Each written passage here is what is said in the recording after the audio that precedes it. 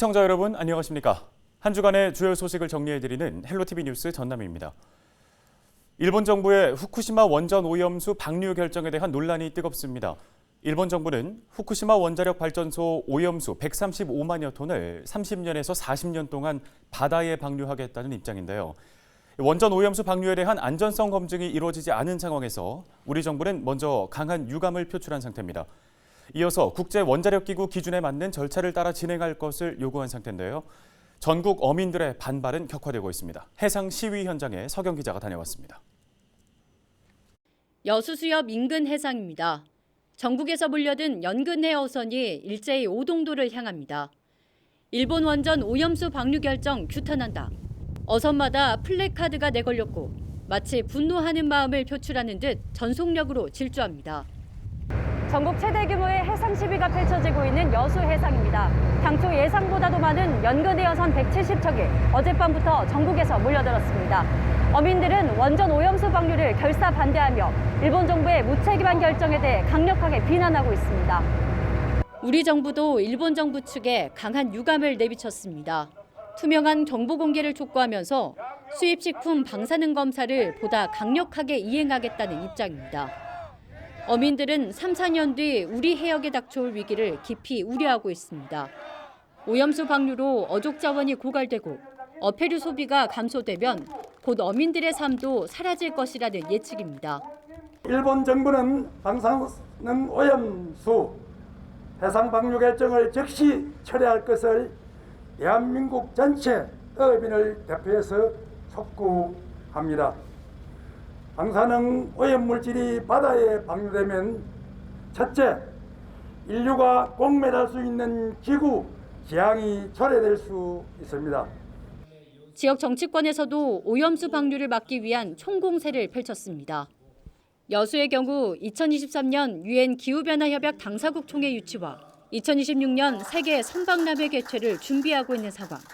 오염수가 방류된다면 어민들의 생계 위협과 더불어 이 모든 국제 행사 역시 개최할 수 있는 명분이 사라질 것이라고 강조했습니다.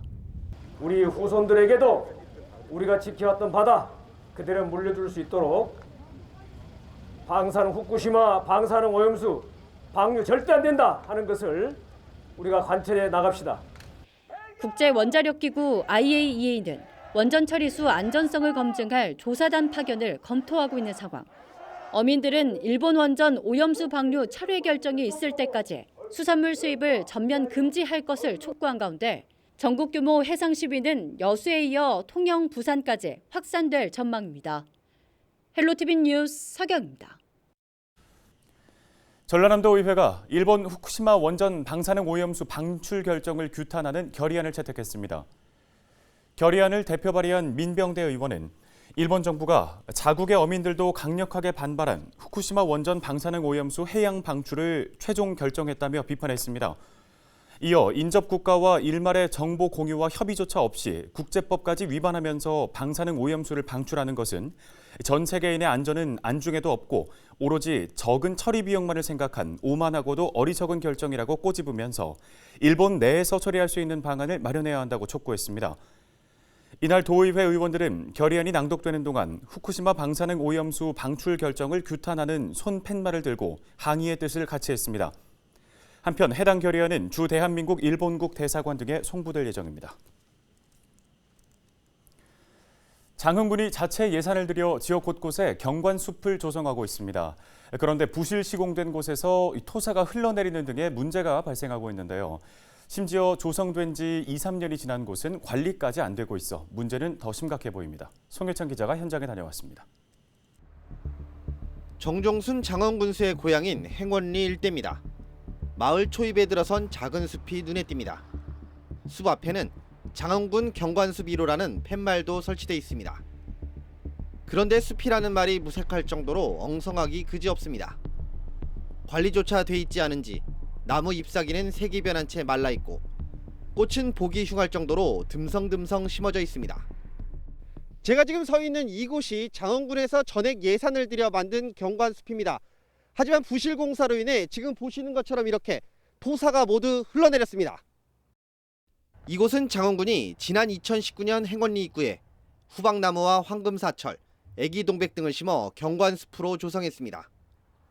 문제는 이 사업 자체가 부실로 진행됐다는 것.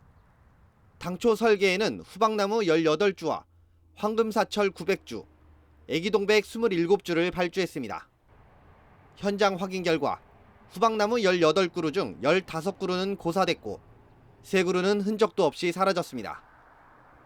황금사철 900주 중 50%는 이미 죽어 앙상한 모습만 남아있는 상태였습니다. 그래서 날림이죠, 이건 솔직히. 살면은 일단은 거적으로도 꺼져준 거. 시간이 걸려도 잠들어 익혀줘야지. 업보도 차이 나더라도 잠들어 해줘야지만 오래 가는 거지. 다른 곳을 가봤습니다. 장흥군 경관숲 2호라고 돼 있지만 한쪽 길가에 황금사철이 심어져 있을 뿐 어디가 숲인지 알 수 없을 정도입니다. 한마디로 이제 꽃 잔디를 심었다. 그러면은 완벽하게 다 심어야 되거든요. 근데 심다가 말고 또 어떤 수종이 또 이렇게 체계적으로 이렇게 갖다 심어줘야 되는데 그 규모의 그 수목은 너무 많이 밀집돼서 심은 거거든요. 일단 보기 좋게 꾸미기 위한 어떤 전시 행정이라고 하죠. 장흥군은 블루 이코노미 비전을 선포한 전라남도의 정책 기조에 발맞춰 장흥만의 특색 있는 경관숲을 조성하고 있습니다. 부실로 시공된 것과 고사한 나무들은 시공업체에서 다시 심거나 고치기로 했다는 것이 장흥군의 설명이지만 관리감독 부재에 대한 논란은 벗어나기 힘들어 보입니다. 헬로티비 뉴스 송유창입니다. 네, 장흥 지역에 조성된 경관숲이 부실 시공됐다는 소식 전해드렸습니다. 취재 결과 장흥군이 관련 사업을 부실 시공한 업체에게 일감을 몰아주었다는 의혹도 제기됐습니다. 송유창 기자의 단독 보도입니다. 장흥군 경관숲 1호가 조성된 행원리 일대. 부실 공사로 인한 논란 취재 중 놀라운 사실이 발견됐습니다. 장흥군이 특정 업체에 일감을 몰아주기 위해 쪼개기 수의 계약을 했다는 것. 의혹이 제기된 경관숲 1호 조성 사업은 지난 2019년 장흥읍 행원리 입구 165제곱미터 정도인 잔여 부지에 후박나무와 황금사철, 애기동백을 심어 작은 숲을 조성하는 것입니다. 문제는 이 사업 예산 과목에 사업비 3,100여만 원이 조경공사로 1,920여만 원, 부지정비공사 940여만 원으로 쪼개 분리 발주됐습니다. 현행 2천만 원 이상 사업은 공개 입찰 대상이 됩니다. 반면 미만일 경우 수의 계약을 체결할 수 있도록 돼 있습니다. 이렇다 보니 특정 업체의 공사를 밀어주기 위해 공사비를 2천만 원 미만으로 나눠 수의 계약한 게 아니냐는 의혹이 제기된 것. 제가 지금 서 있는 이곳이 장흥군 예산으로 지어진 경관숲 앞입니다. 이 경관 사업은 물론 100여 건이 넘는 사업이 한 업체에게 몰아준 것으로 드러났습니다. 장흥군 누리집 계약 정보 시스템에 공개된 계약 현황입니다. 지난 2018년 7월부터 올해 3월 23일까지 특정 업체 한 곳에서 109건의 수의 계약이 체결됐습니다. 계약일을 전체로 바꿔 다시 찾아봤습니다. 이 업체는 지난 2016년 9월 5일 장흥군과 첫 수의 계약을 시작했고 이후 지난 3월 23일까지 143건을 수주했습니다. 여기에 업체 대표 부인이 운영하는 조경업체에서 2020년 9월 이후 9건의 수의 계약이 체결됐고 아들이 운영하는 곳에서도 물품 구매 형태로 8건을 수의 계약했습니다. 결국 이 업체는 가족까지 동원해 일주일당 한 건씩 사업을 수주한 셈입니다. 정종순 장흥군수 취임 이후 수의 계약을 몰아줘 특혜 의혹이 불거진 이유이기도 합니다.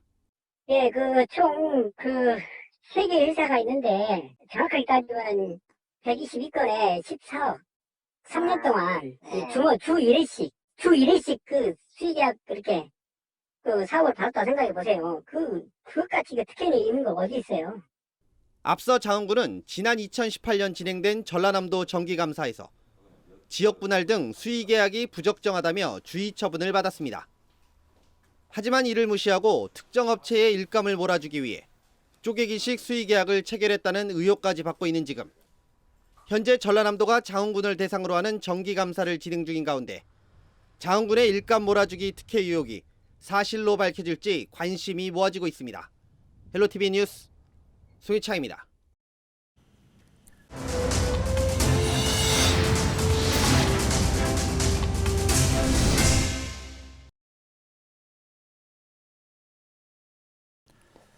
최근에 기온이 영하로 급격하게 떨어지는 등 저온 현상이 발생했죠.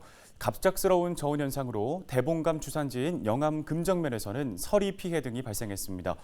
지난해에 이어 올해 또다시 저온 피해가 발생하면서 농가의 어려움은 계속되고 있습니다. 박종호 기자입니다. 영암군 금정면에서 15년째 감을 재배하고 있는 박연현 씨.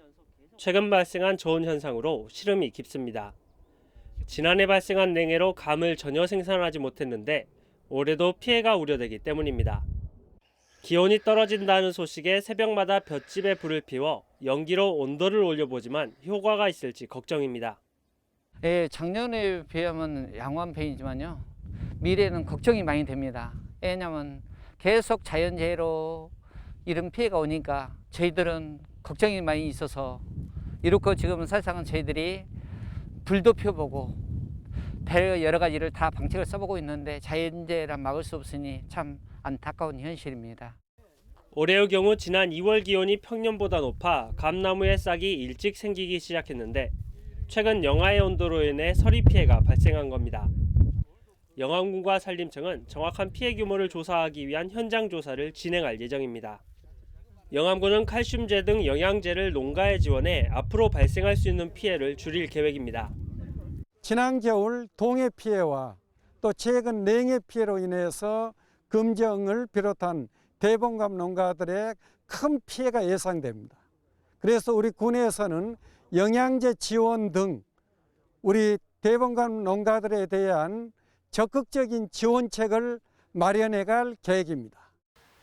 대봉감뿐만 아니라 무화과나무도 한파 피해를 입어 피해 조사가 진행되고 있는 상황. 계속되는 냉해 피해로 농민들의 어려움이 이어지고 있는 만큼 실질적인 대책 마련이 필요해 보입니다. 헬로티비 뉴스 박종호입니다.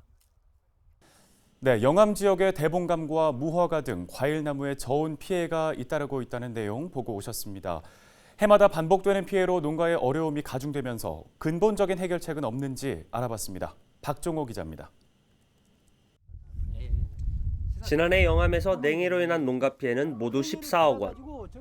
대봉감 주산지인 금정면의 경우 올해도 냉해로 농가들의 어려움이 이어지고 있습니다. 나동산 씨는 지난해 지자체에서 시범 사업으로 도입한 열 방상팬 사업을 신청했습니다.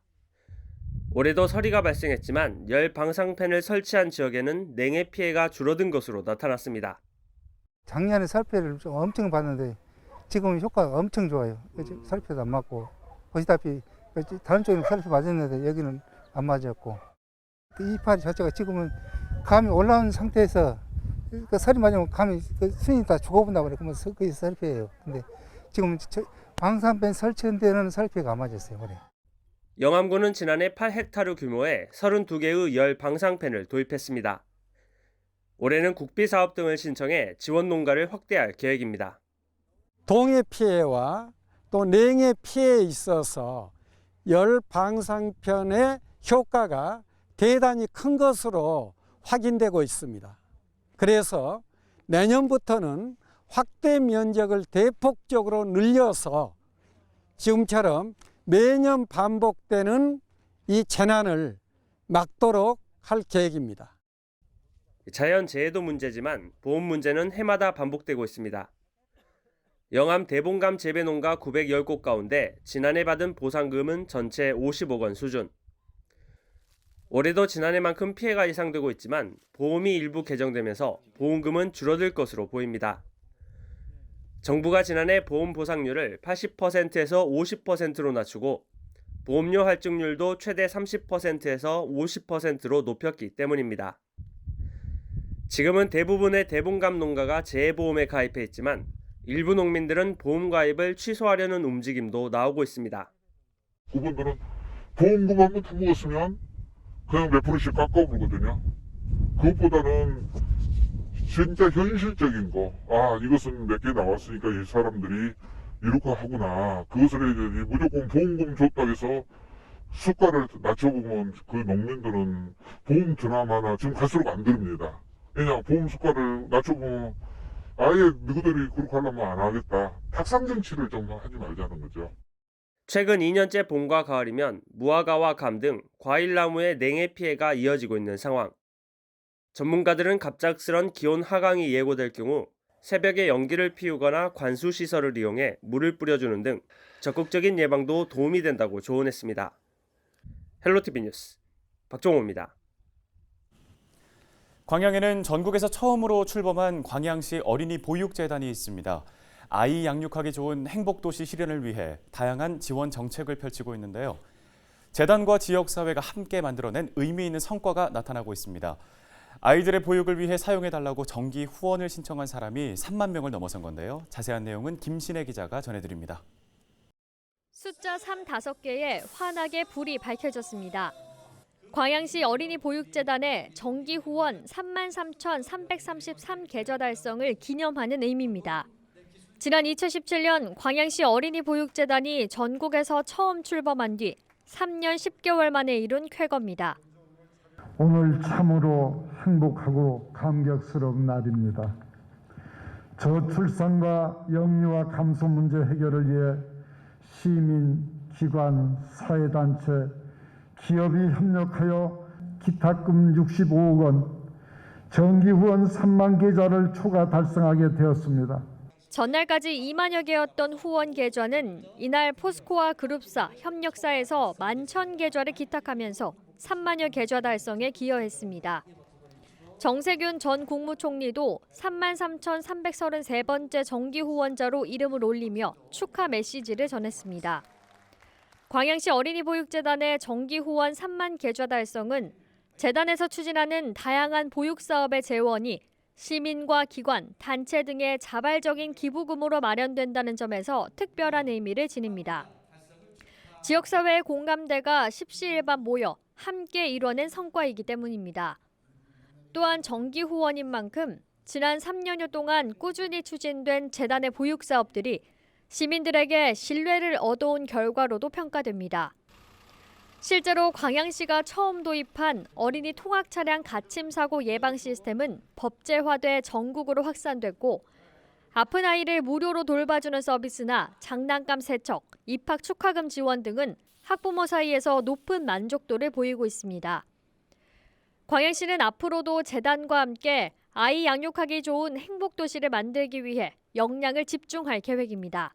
후원자 여러분께서 큰 관심을 가지고 성원을 해주셨기 때문에 가능했다고 생각을 합니다. 공적 돌봄기관 운영 강화, 국공립 어린이집 확충, 육아종합지원센터 운영, 산후조리 서비스 확대 등 모든 지원을 아끼지 않겠다는 약속을 여러분 앞에 드립니다.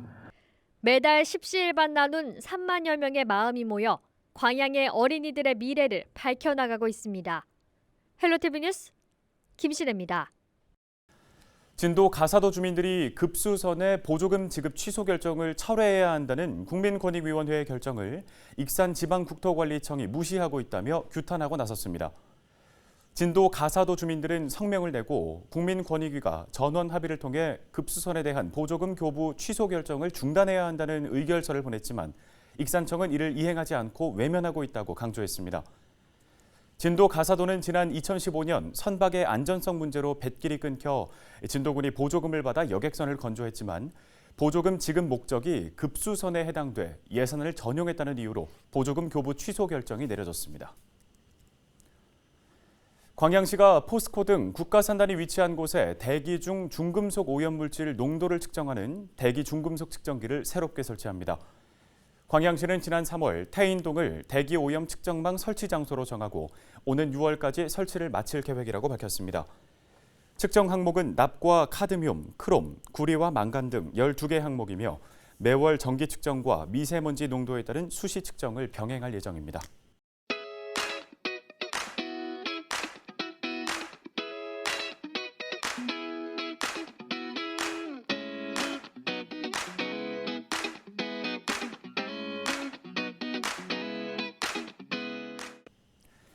헬로티비 뉴스 마칩니다. 함께해 주신 여러분 고맙습니다.